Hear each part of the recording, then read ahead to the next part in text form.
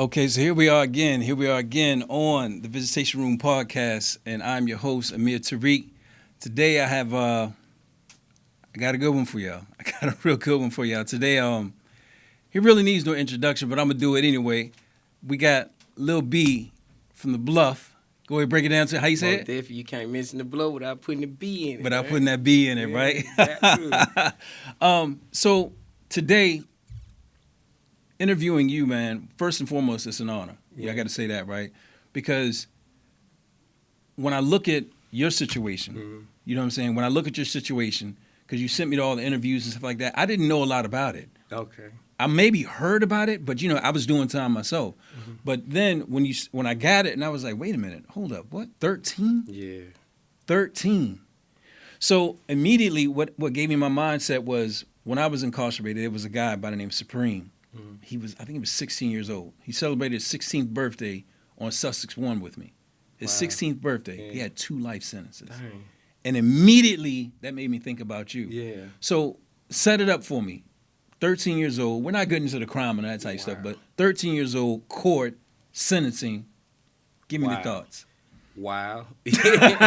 Exactly. Wow. Wow. Right.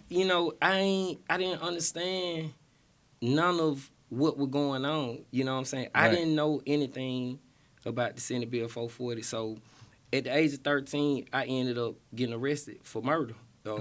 I was arrested with 2 other adults and a addict, a drug addict. You know what I'm saying? So speak freely. You can say junkie. Yeah, okay, You can say junkie. Oh, yeah. So with free. that, Speak freely, okay, bro. so you get it. Yeah, you get it. So with that, within a 7 days of, they was arrested before me. I got locked up like a couple of days after them. Right. Within 7 days of me being arrested, they bind me over to Superior Court as a juvenile. I'm 13 years old. They hadn't showed my picture on the TV yet, but they was saying like a 13-year-old boy being charged with murder, but this was during the time where it was the super predator era, so to speak, where I want to say John Derulio or something like that. I can't remember his name from that.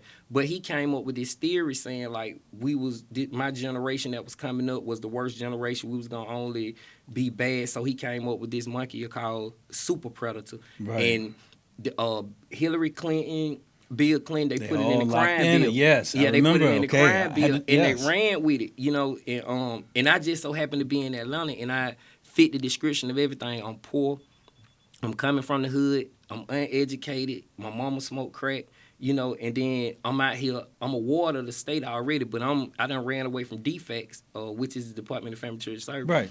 I done ran away from defects, so I'm just in the street. I was the perfect candidate to say this is why we need to lock these kids up and throw away the key. And so for 11 months, every day in the newspaper, it was a story about Lil B. They vilified me so bad. I was a man child. I was a thug. I was I was a blight to Atlanta. You know what I'm saying? At 13. Yeah, at 13. And so and at that time, it was going down in the city. I wouldn't necessarily know whether it was going down because we had just had the Olympics. You're right. We just had the 96 Olympics, and where I live at was directly across the street from the Georgia Dome. I'm like 3 minutes walking from the Georgia Dome. So the city was on the high. And then here come this young 13-year-old so-called thug that's in the street selling drugs, and he with these adults, and these adults saying he did it, and they just plaster it all over the news, and it was just shocking to me because I couldn't believe it. So the crazy thing about that is the entire situation is crazy. Yeah. But a lot of times we know, being in the street. Well, I can't even say you were in the street because you were a kid. Surviving. So you don't know a lot of the things because that's something that struck me. But it's just known that the last person caught is usually one that gets told on. Exactly. And you had 2 adults prior to you and a junkie, and you're the last one caught. So when you look at that situation like that, of course they're gonna put it on you. They're already in the jail. They are, what I'm saying? So that's the crazy thing about it, that no one even looked at all those type things, right? But like I said, I wasn't really getting too deep into the case because that's not my concern. Yeah, but it wasn't necessarily the fact of getting caught.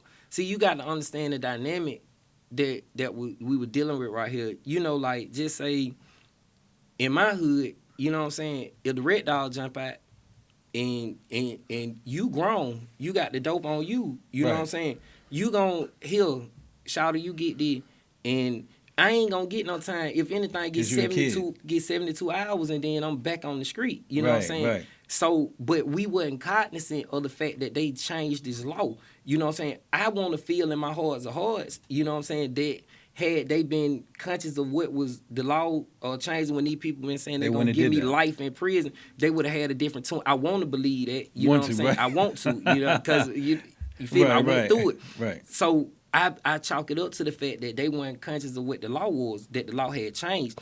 And the 6 months, the 18 months, the 5 years in juvenile, that wasn't no more. They was saying they going to treat me as an adult. You know what I'm saying? 13 years old. At 13 years old, treating me as an adult. Sent me straight to prison, man. That's straight crazy. To not collect $200. So we had in Virginia, we had a thing called the Baker Law. Okay. The Baker Law. And what it had, and this was many years back. I just remember when I was talking about your situation, that jumped in my mind. Okay. After a certain amount of time, gentlemen, men and women were going home from Virginia prison system. I was state. I was all state. And what it was is that if one of the parents wasn't there and you were questioned, that was, they throwing it out. Yeah. Okay. Your situation, oh no, neither one were there. At 13. Even before then, I was declared a ward of the state at 10 in 94. So I was, 11? No, in 93, I was 10. I was declared a ward of the state. My mama was declared unfit to care for me or my siblings, but my siblings had homes that they was already in. I just so happened to, for some reason, been the one that been stuck with my mama, and she been hiring me for defects all along. You know what I'm saying? So when they finally did catch me, they placed me into a home. But the home that they placed me in was the family of my sister, you know what I'm saying? I growed up around these people. Like, I know them, you know what I'm saying? They like my auntie and uncle. But we're not blood related. You know what I'm saying? And my sister is, though, through her father. Right. And so I went with them. But my experience with them, they used to tell me I was bad as hell. I always was doing something bad. You know what I'm saying? So, and they're putting this in your mind. Yeah, and kicking my ass at the same time. You know what I'm saying? Like, anything I did wrong, I got my ass kicked. You know what I'm saying? And not with no switch or no belt. I mean, like, hands on you. Right. Yeah, and so I ran away from that situation. Because I felt like either I was going to die in that situation or I was going to be hurt real bad. I just wasn't finna take that no more. So I decided I was going to run away. While I was running, too, I didn't know. You just had to get away from there. Yes. And that what led me back to my mother, Right. Yeah, but I was already declared a ward of the state way back in 93. So let me ask this. 13 years old. Mm-hmm. Now everything is transpired. You're on your way to prison. Yes. Right? Mm-hmm. I remember you mentioned something about your mother, a conversation you had with her while she had gotten some type of trouble at the same time as well, right? Yeah. It was the media had said that my mother made a statement saying that I told her that I did it and what a gun was, which wasn't true. And so every day they had arrested my mama and trying to force her into saying that I told her that, you know what I'm saying, something that didn't happen for one, and she wasn't gonna get on the stand to say that.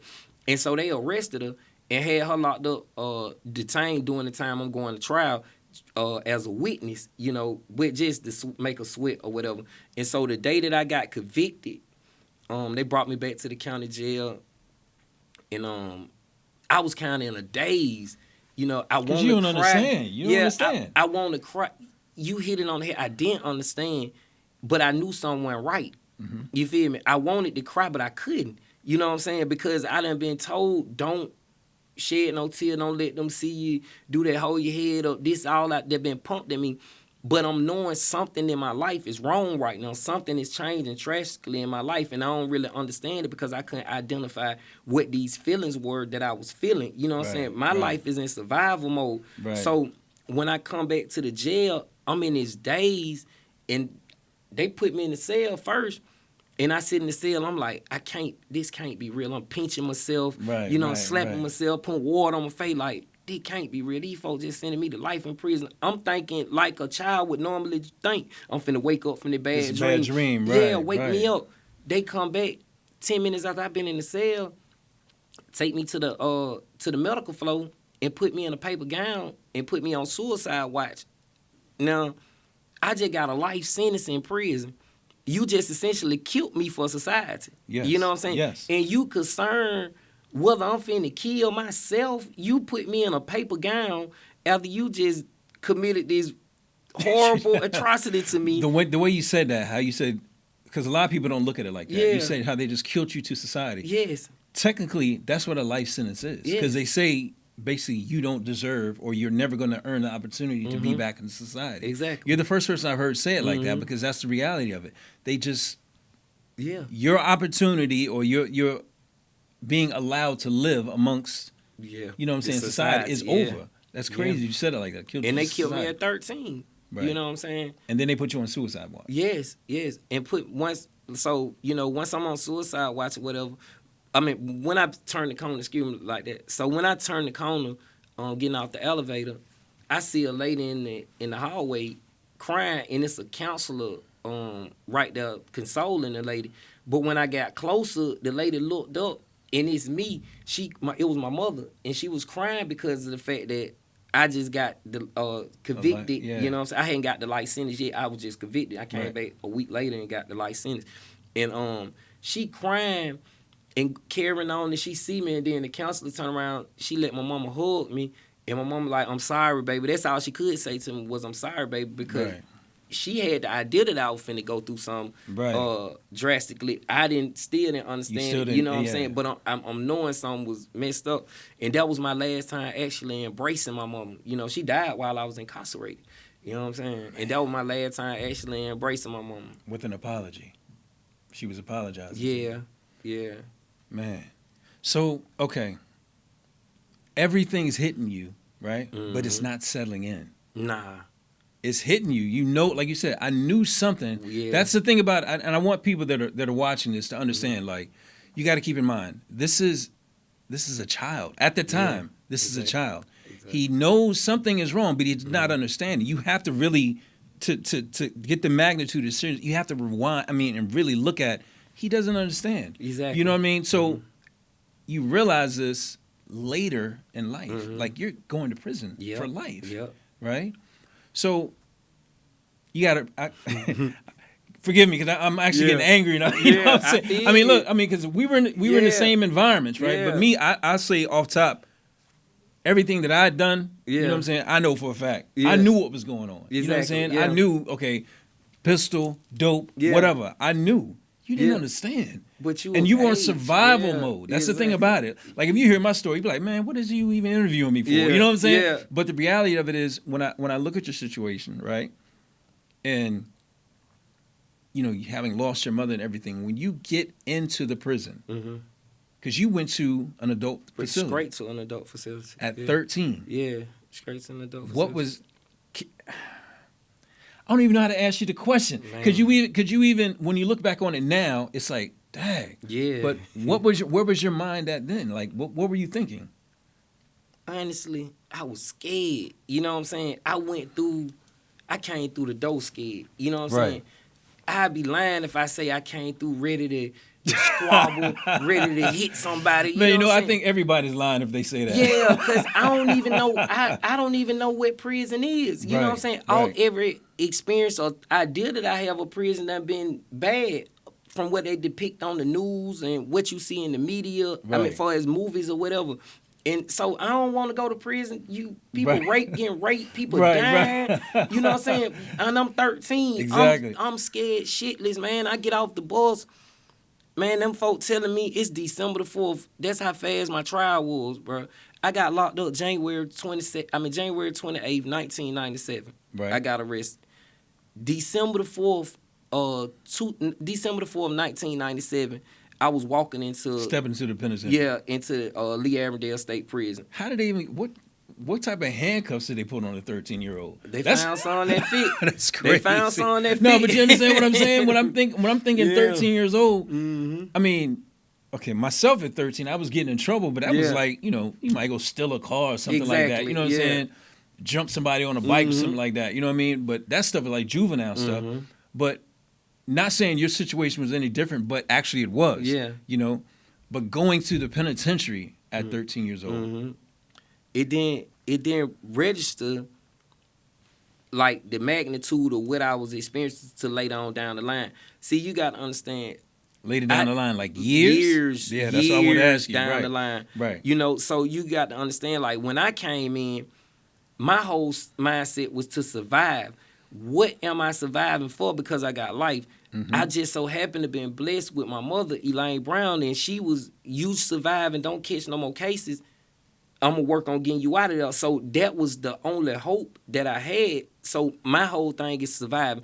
Don't let now one of these niggas in here hurt me and don't have, so I won't have to kill no nigga. Right. So my approach was different. Everything I'm doing out of fear, not fear of I'm scared to fight, but I'm scared to fight these niggas. Right. You know what I'm saying? These niggas locked up for killing niggas. These niggas locked up for rape. These niggas locked up for all the bad things you can think about. Exactly. And I'm a child amongst these men. Right, you know what I'm saying? Right. So my attitude, let me figure out how I'm going to survive. And just so happened I was blessed with a blessing. I ended up breaking the officer tried to put me to work. He give me this scalpel. And he like, Lewis, this my second day in prison. Right. He say, Lewis, I need you to scrape this wax out the floor.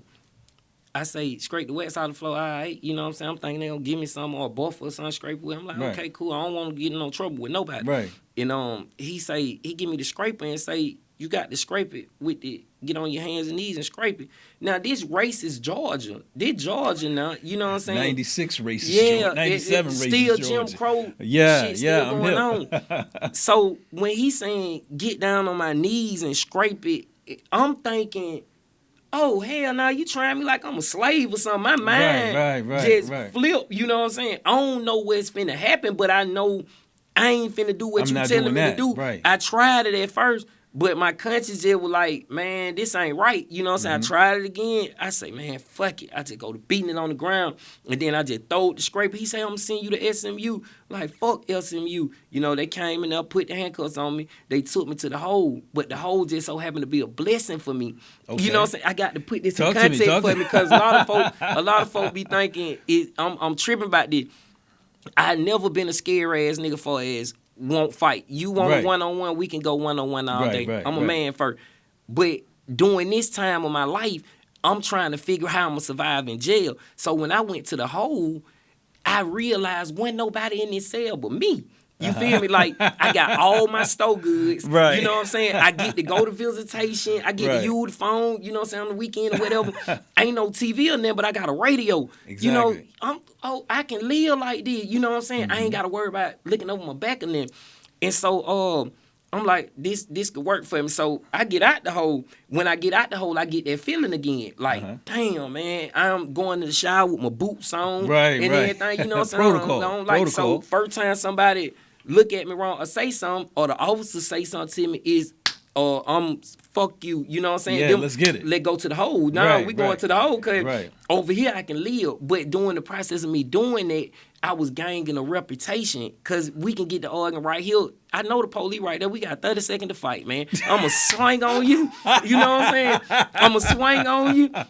Once I hit you, we going to go ahead and run. With police going to break it up because, you know, once you hit somebody, it's the hug. Then you go tussling. You know, just got to make sure the nigga don't slam you on your head. But y'all get the tussling. It's over with. You know what I'm saying? And punching clutch, we call it. So a lot of people start saying, like, oh, shouted crazy, he'll do something. Right. But didn't know that I was more afraid of them than they were of me. Everything I was doing for survival, trying to make sure y'all nigga didn't fuck with me. You know what I'm saying? So look, it's crazy you say that. I mean, it's a blessing, like you said. It's a blessing you said that. But it's also crazy because, like, for myself, right? I was young. I wasn't 13, but I was young, and I've learned real fast that, okay, if I go ahead and lay a couple of people out, you know what I'm saying? Because I fighting was just my thing. You know, where I came up at, you had to rumble. You know what I mean? But I learned real early that, okay, when I got incarcerated, that if I get off, you know what I'm saying, on a couple of them, I'm all right. Yeah. My third day, here's a quick story. My third day, this is about you, but I want to say this. My third day of being incarcerated, when I got to Southampton, right? Southampton is like the youngster bad prison in Virginia. I got stabbed my third day I was in. Dang. Right? Third day in the penitentiary. Dude just came at me. But I was bleeding so bad, right? He slipped and fell in the blood and hit his head on the side of the bed. Damn. Everybody, the reputation came out, oh, yo, Lil Country, get it in. He put it in. So I come out the cell, I'm leaking. Yeah. But everybody like, yeah, you got him, brother, you got him. I'm like, yeah, I got him. They don't know, dude slipped and fell. You know what I'm saying? I was almost a toe tag in there, you know? But the way you say that, it's one of the situations where it's like, I understand by the reputation. Yeah. Plus, when I look at, you said you been in the hole. Oh, yeah. There's a thing, I did this, a paper I wrote. Now, I was a little nerdy when I on the end of my bed because everybody said, you got to go to school, right? Yeah. So all I did is play basketball and fight. But at the end of my bed, they were like, yo, you got to start going to school and all that type of stuff. But that's another story. But I learned this term. It's called crate training. Okay. Right? You know, you take a dog and you tell him, you know, go to his crate, go to your crate, go to your crate. Exactly. And after a while, they're comfortable with that, right? In a sense, that's what you were doing because you said, hey, look, no one can bother me here. And if you think about how we are now in society, we'll get mad about something. You know, I'm gone. I'm gone. I'm out of here. It may be a ride in the car, a walk. For me, the gym, you know what I'm saying, or whatever like that. That's our way of crate training, saying this is my safe space. You know what I'm saying? You can't do nothing to me in my safe space. Exactly. And that's how, not teaching you that lesson, I'm pretty sure you understand it now. But that's basically what you were doing. You were saying, you know what, man, nah, y'all not gonna hurt me. I'm all right here. You know what I'm saying? So how long did you keep that up? I wanted to ask you that. How long did you keep that up?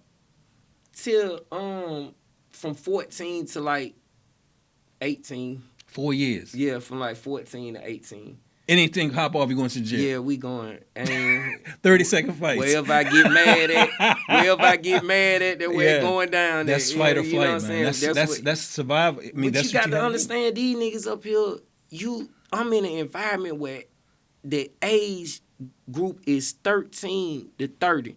Right. Now think about 13 to 30, all this testosterone running wild. Everybody in there like, nigga, I'm King Kong. You know what I'm saying? Everybody trying to show you something. And they had this slogan. Well, ain't nobody never told me. Right. But this was the slogan. They say, either you gonna fuck or fight. That you spoke when you come into prison, they say you gonna fuck or fight. My mind fucked up, man. I'm coming in here. Oh, you talking about fucking me? I'm a child. That molestation, man. You know, I can't rock like that, bro. You know what I'm saying? So that shit fucked me up. So that shit, it was on a different level. So I had to do the necessary shit to survive because I wasn't gonna let that happen to me. You know what I'm saying? You 30 and 0 in a 30-second fight. And then it hurt my heart, bro, because I'm doing all this to survive and now. And I'm calling back to my neighborhood, you know what I'm saying? And my one day I called looking for my mom out there one night. And somebody answered the phone. I'm like, hey, can you go get my mom? Nate, I understand this in the 90s, you know what I'm saying? So we had pay phones. Right. I'm with you. So I called a pay phone. We're telling our age here a little bit. We're telling our age a little bit. Just a little. You know what I'm saying? So I tell my mom, I'm trying to get somebody to go get my mom. And so whoever the female was that answered the phone, she was like, ain't nobody going to get your mom. Go get that broomstick out your ass. And hung up the phone on me. It was a rumor going around Atlanta that I went to Alto, nigga raped me, stuck a broomstick on my ass, and I got a glossary bag on, right? Now, I'm in here fighting for my life. Right. You know and yet they putting a bad bone on. It's the thanks I get, you know what I'm saying? So I'm having to do shit maximum of what normal people would do just to let niggas, no, ain't nobody doing nothing to me, you know what I'm saying? Yeah. And that hurt my heart so bad because I'm in them motherfuckers scared, fighting for my life, and this what y'all folk think of me, man. You know what I'm saying? Right. But and being in a situation like that too, having that. So, okay. So now we're not saying we're past the horror story because the entire time he was in was a horror story, obviously. Whole life. So, So when you get to the point where the reputation, and I understand that fully because I have to admit this. The people that do know me from my incarceration, I did a lot of dirt in the beginning, and I rolled off reputation for the rest of the bid. You know what I'm saying? I just rolled off of that. You know what I'm saying? And then when I got to a certain stage where it was brother Amir, now I'm a made man. You know what I'm saying? I'm untouchable now. You know what I'm saying? I do my studies, I work out. You know what I'm saying? Even though I came in the system with the faith already, it's just when you get that title, you know what I'm saying? As you would understand. Like I would. A lot. I would. I can't cap it. Now, I would. Yeah, when I you would get that, you understand just ride off of that. So you rode off the reputation. Nah, I No? couldn't just ride out the reputation. I still had the show and tell. You know what I'm saying? Ah. All the way up until I was released. You know what I'm saying? You got I was affiliated inside the wall. You know what I'm saying? I understand. And, I understand. And I had issues, you know what I'm saying, that don't make no sense to this day. Like when I look back at it in hindsight, and Right. I'm like, man, ain't no way I'm sending in a word about that. You know what I'm saying? Now that I'm out here, I'm like, this is what I've been working in prison. You know what I'm saying? Expand your horizon, man. But all the way up, I got stabbed right before I got out. You know what I'm saying? I got stabbed. Yeah. Before you came home. Right before I made parole, I got stabbed. And I know I'm up for parole. Mm-hmm. You know what I'm saying? Either I can retaliate, you know what I'm saying, and go. And it wasn't no situation where a nigga just ran up on me and stabbed me. I ended up, like I said, I involved myself with my affiliation or whatever. And I come down the walk, coming from a football game. I don't have no knife on me or nothing. The brother that was with me, I say, you scrap? He say, nah. I say, dang, that look like them niggas in front of the building, bro. He say, hell yeah, that them too. I looked at him, I say, shit, we ain't running. He say, huh? I say, nigga, we ain't running. You know, cause we got this rule. You have to maintain exactly, that. And that's the stupidest rule level. Nigga dying behind that shit. Exactly. Ain't never making it home. Exactly. You know, when you could have just been a smart man and turned around and took your ass. Exactly. Yeah, you know what I'm saying? But so I'm like, nigga, we ain't running. He say, huh? I say, nigga, we ain't running. He was like, shit, let's do it. So when I walk up on it, I pulled a laundry cart in between. It's like 7 of these niggas, you know what I'm saying? They waiting on me. Right. You know, a couple of them. Had you made parole yet? No. Had you been up for parole yet? I'm up, but I don't. You know, Georgia, you don't go to the parole board and say nothing. It's a esoteric process. Well, they'll send you a piece of paper. They review your file and they'll send you a piece of paper and say, due to the nature of your crime, we don't feel like you compatible with society. So they hadn't talked to you or nothing? No, they never talk to you. Nobody in Georgia talk to the parole board. It ain't like the other states. You don't even know who on the parole board unless you got some people that's involved. All these years I've been cursing Virginia for their process, and ours is nothing like that. Oh, it's way but worse. I'm listening. And so when I pulled a laundry cart in between us, I'm like, nigga, bless it. You know what I'm saying? Because they standing up. Some of them know what I look like, but some of them don't. So they like, that's him right there. That's him right there. You giving me time to get my shit together. You know, I ain't got nothing. So I just pulled the laundry cart in between us. I say, nigga, bless it. The nigga pulled a machete out his coat sleeve. The machete like this, you know what I'm saying? One look like a Mexican made it, you know what I'm saying? That motherfucker like that. And so wait, let me say this for the chat. Let me say this for everyone listening. The reason he say for the Mexican made it, because that's something they did. Yeah. Okay, that's just something they did in the system. Yeah. If you wanted a knife, shout out to my big bro Ali Sadiq. Mexicans got on boots where he said CC. Go ahead, talk about your knife situation, but go ahead. So he pull out it like a Mexican made it. Go ahead. So he pulled out the machete. So when he up it, you know, he was hesitant with it. So I'm thinking I'm gonna have the opportunity to like just grab it from him. That's my plan. That's all I could do. Right. And so he's scared though. And I'm thankful for it. You know what I'm saying? Right. He like this, but he don't really want to do it. And if he touch me with it, he gonna cut me regardless. He like it. And I'm like, shit. The other dudes run around the laundry cart. Now, my little partner that was with me, what happened to him, I don't know. You know what I'm saying? Because I'm watching all these knives coming at me.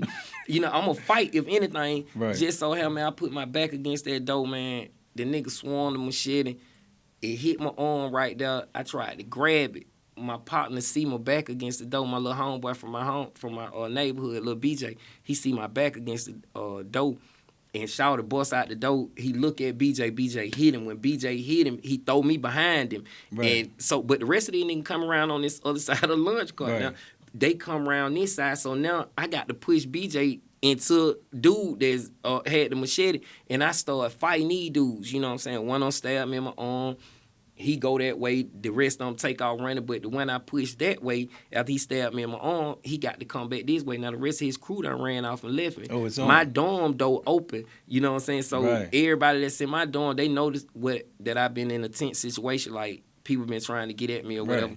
And so I had them pretty much fortified myself in there. You couldn't even come in there without me knowing. Right. And they coming on the walk now. Everybody running on the walk. He ran back to me and... It was on. It was ugly. So let me say this.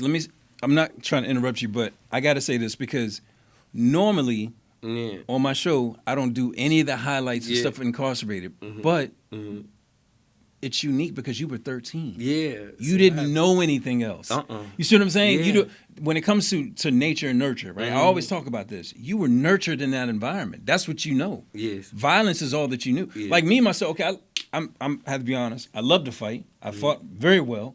You know what I'm saying? Dude really didn't have a chance on one. You know what I'm saying? In fact, the only ass whooping I remember taking was a dude hit me with a dumbbell in the face. You can't beat a dumbbell to the face. I had a broken mandible. I didn't know what the hell a mandible was. Yeah. But outside of that, there weren't too many losses. You know what I'm saying?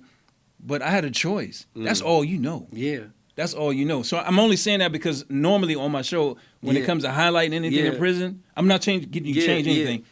I don't do that. But that's all you knew. Yeah. You see what I'm saying? Because you said you were in survival mode at 13. Exactly. You were in prison with all men. Yeah. Affiliation or not, that's still survival. Yeah. You see what I mean? Of course. So when you're in that environment, I mean, that situation, you're up for parole. Yes. You don't know if you got to turn down or anything like that, right? Man. You could have lost your life. Yes. In more ways than one. So when you made parole, because we're going to get it out of prison. Exactly where when we're you going. Made parole, what do you think now? Because how long after that situation did you make parole? Not long, and that's what I was getting at. Now I'm sitting after that whole situation. I done been stabbed. I got a reputation and everything. You know what I'm saying? I'm somebody in prison. You know? Prison, right. I'm somebody. Wait, can I stop you on that? Yeah. Somebody in prison. Yeah, exactly. Okay. All right, keep going. Yeah, I meant to say that. Somebody in prison. You know what I'm saying? Because that's all that I knew. That's why I growed up at. And my reputation, everything was in prison. And so the little boy me, you know what I'm saying? Because I made this transition when I was on High Max for 7 years. I stayed in the cell 7 years on High Max. Nobody but me. And so the little boy me would have been, man, I'm finna go get these niggas. Boy, these niggas got me fucked up. You know what I'm saying? Right. And tried me like this. But then, you know, after you sit down in the cell, because they locked the whole prison down after this, ain't nobody go to the hole. Not me or none of the dudes that stabbed me, but the one that got beat the worst, he the one that went to the hole.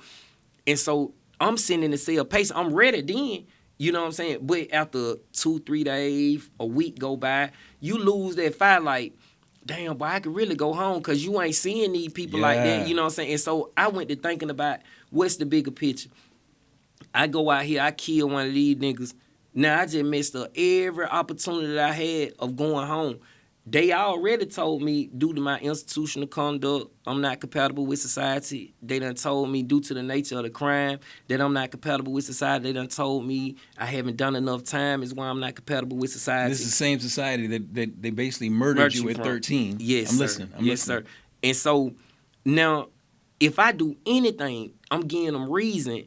They say this is how he is. You know what I'm saying? Nigga, you 38, 40 years old at this time, and you still talking about you gang banging. You know what I'm saying? Nigga, you grown, grow up. You know what I'm saying? Do you really want to be out here? Or do you want to make this shit your life forever?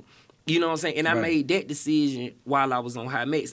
What happened on that walk was the repercussions of me making that decision on High Max. If you feel me, you know what I'm saying? But even that smoothed itself out, but it was that situation. And but doesn't it seem like that it always comes when you try to make a change? Exactly. It doesn't like the bullshit always come when you try to make that change, and right? That's what I chalked it up to. You know what I'm saying? That was my test. You know what I'm saying? Either you know how some kids go to school, get the lesson, then get the test. Right. You know what I'm saying? I got the lesson, I got the test first, and then I learned the lesson. You know what I'm saying? So it was the backwards way for me, and I'm like, yeah, I'm gonna see what go on with it, parole. You know what I'm saying? I'm gonna put my faith in this and see how. And bro, just for me not reacting, man, them folk gave me a piece of paper. They called me to the counselor office and told me, say, man, we found a phone in a dormitory, and it had some gang intelligence in it.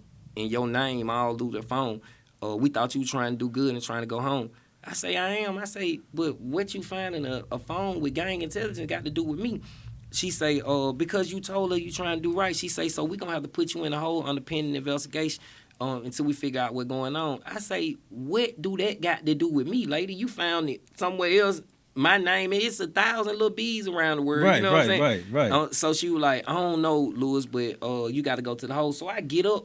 Let them get ready to put the handcuffs on me. my counselor come running out the office, and she like, you can't send him to the whole. I got some paper for him, and it said, the board had decided to grant him tentative parole release after completion of a 90-day transitional program. I remember this shit vividly. After a transitional program, he'll review my case after transitional program of 90 days, and then I'll be released. You know what I'm saying? She said, I didn't hear it at first, the first time, you know what I'm saying? Because I'm worried about this lady talking about she don't find a phone with some gang. I ain't got nothing to do with none of that. And I'm going to the hole. So she said it again, and everybody stopped and looked at me, and I'm like, huh? They started laughing and clapping, and when she said it, tears just went rolling down my face because I couldn't contain myself, I couldn't control it, you know what I'm saying? Because this is something that I've been trying to fight for my whole life. Like, I've been surviving. How many years? 26 years. 26 years. Yeah, to get to this point, you know what I'm saying? And to have it just revealed to me in the way that it was revealed to me, because I knew I was up for parole, but I had not forgot all about it. And it was a way to surprise me, and them folks took their time and felt like I was worthy enough for them to surprise me and record it in a way, you know what I'm saying, that made me even more appreciate this even more, because how many convicts, you know, what the prison in Georgia anyway, where they rooting for you. You know what I'm saying? These folk were actually rooting, like they even got a poster in the multi-purpose room of me saying I'm the hope. You know what I'm saying? I'm the example of what can happen. You know what I'm saying? So you're telling me, okay, so I get the story of the affiliation, I get the story of the fights and all that type of stuff, the reputation. But you were obviously doing other things too. Of course. You were doing positive things as well. After High Max. After High Max. After them where you made that change in your mind. Yes. For me, and again, this is about you, but for me, that same situation happened. I did 28 months. 28 months. I did some, I'm not going into it. Yeah. Got crazy one time. I got into something, and that 28 months was probably like the hardest. Yeah. Because, you know, they say you're supposed to let you out every 90 days. In Virginia, they say you go in 90 days to let you out. It was a bunch of BS. Yeah. It almost broke me. Yeah. Right? I can recall, like, in my mind saying, if I get the opportunity, you know, all this type of stuff. But I made a decision. I said, look, I'm gonna live by this. I'm gonna make a change. You know what I'm saying? That was the epiphany, some people say. But for you, that High Max moment, that's when you said, I'm gonna make a change. I'm gonna do something. But it's crazy. This is when I look at it, talking about your situation. You learned this on yourself, bro. Yeah. You learned how to do this on your own. Because, like, I can say I had a life lesson when I was 14. My uncle did this, or my aunt did this, or, you know, the local, you know, I was back in Fayetteville, North Carolina, where majority of my family is the old country boy. A lot of them say, you know, Willie Warren was the old can man. So they would say, you know, that's like, oh, Willie Warren, he taught you this and this and that. You know what I'm saying? So, all right, well, I learned from the can. You didn't have any of that. No. So you, go ahead, talk to me. I had it, you know what I'm saying? It just was the wrong type of information, right? It was so you made this decision on your own. You developed that skill and made that decision that you're going to change in High Max. Of course, yeah, I made that decision on my own. Big ups for that, bro. Yeah, big ups for that, because not many of us do that. Nah, where it'll beat you into doing it. If you in a cell and ain't nothing in there but you and a mirror and a toilet stool, you know what I'm saying? Right. In a bed. That's y'all. You know what I'm saying? And I'm here under some strict conditions, like, because they label me a gang leader. And during the process of me going, it's so much gang violence going on in Georgia. Right. Because it just popped up out of nowhere. You know what I'm saying? They weren't prepared for it. And they locked me down in High Max, up under High Max. Like, couldn't nobody deal with me but the CERT team or the supervisor. And they blacked my windows out, you know, so I can't even see out the window. I don't have no TV. I can't use the phone. I can't get no mail. My mama can't come see me. You know what I'm saying? Everything, my communication and my connection to the outside world or any other person is just non-existent. So you were definitely in the belly of the belly of the beast. For 3 years. It took 3 years for me to make it out that position, and then I did another fold, the regular way, on High Max. And in that cell, when they blacked them windows out on me, reality set in on me. You know what I'm saying? I'm like, damn, man, I'm in the cell. These folks trying to drive me crazy. You know what I'm saying? Right. You got to be trying to drive me crazy because you got me in here Sitting, I don't have nothing to read. You won't allow me to get no reading material, not even the Quran, a Bible. I can't get no reading material, nothing. And I'm sitting in there, and you paint the window black while I'm in it. You know what I'm saying? And I'm like, this my only little hope to the outside world. Let me see what's going on. You just took that from me. At this time, how old are you? This was in 2011, so I had to be 28. 28 years old. Yep. No life experience at all. Nope. And this is what they do to you. Yeah. So, as we know, you know, for us both being incarcerated, a lot of times being alone with your demons in the hole, it breaks a lot of people. Yeah. We know that. Yeah. You found strength. But it wasn't no demons. You know what I'm saying? It was a reality check. You know what I'm saying? My whole makeup, brother, is what I've been exposed to. You know what I'm saying? I'm 11 and 12 years old learning street information. Right. Learning how to sell drugs, how to do everything that's against the law. You know what I'm saying? Nobody's showing me nothing different. So all my tools when I was in society was the tools that would get you in jail. Right. So when you lock me up and you put me amongst the people that have these same tools, you're only giving me an opportunity to fine-tune the tools that I already have. So common sense, which I think I have, would tell me to hold up, you got to try something new. But if I would have continued to not sit in that cell and make that change to say, if I go that way, I see what happening to him or I see what happening to them, I'm going to be back in there. I wasn't fighting no demons because all I knew how to do was to do crime, was to do how to survive in prison. I ain't had no other skills, so I wasn't facing no demons like, oh, some bother me, I shouldn't have did this. It was more so, what do you want? So let me ask you this, because let's highlight this. You've been home how long? Since February. Well, I got out 2020. No, this when you been, how long you been home now? I'm not worried about it. Yeah. Oh, I've been home for like 7 months. 7 months. 7 months. So, you know, because we've talked. Yeah. We've talked. For like 7 months. What are some of your aspirations? What are some of the things you want to do? I want, for more than anything, I want to get the information that I was deprived of to the people behind me, you know what I'm saying, for the youth that don't know. Because it's a big misconception, bro, about what a real nigga is and what a solid nigga is and all this bullshit. And so... Could you preach that message? Of course. And I'm going to preach it. But what was given to me, what we need to be passing to nobody else. You know what I'm saying? Let these folk know the truth. You know what I'm saying? With that having been said, right, because we talked about this before, right? You have a powerful message. You just need an engine behind it. Exactly. Right? And what I wanted to say is I spoke to you before about a nonprofit organization. Oh, yeah. I know you said that's nothing you really looked into, right? Exactly. But with my group, Mutual Progress Consulting out of Texas, that's the group that I work with. Okay. One of the brothers out there, he helped me set up my nonprofit and everything, right? Okay. Straight across the board. You got a very strong message, man.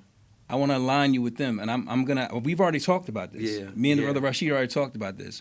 We're gonna do your nonprofit, man. Once you figure out what it is you want to do, how you want to do it, we're gonna do it free. Okay. That's from second lap from them to you. Okay. That love. You set up your program, how you want to do it. Yeah. It's your name. It's got nothing to do with me, bro. Yeah. But you have a very strong message. I want to see you win. You see what I'm saying? That, You've only been home 7 months. You ain't had time enough to do it. Like, you still getting reacclimated. You know what I'm saying? Exactly. I want to see you get in that position where, okay, look, I have a message. This is what I'm going to do, and you want to fight it. You know what I'm saying? You want to put it out there. So, like I said, we already agreed on it. He and I talked about it for about 3-4 days. You know what I'm saying? And he was like, man, nah, let's give it to him. He said that. You know what I'm saying? He's like, let's give it to him. So, yeah, man, we're in a position to do that, man. Yeah. And again, that's what, you know, second lap, we're all about that, man. Life after prison, we want to see you be successful. Set it up, get it how you want to do it. We get on the phone, you know what I'm saying, conference call it up, and that's from us to you, bro. Because really, with everything I want to say you were robbed, bro.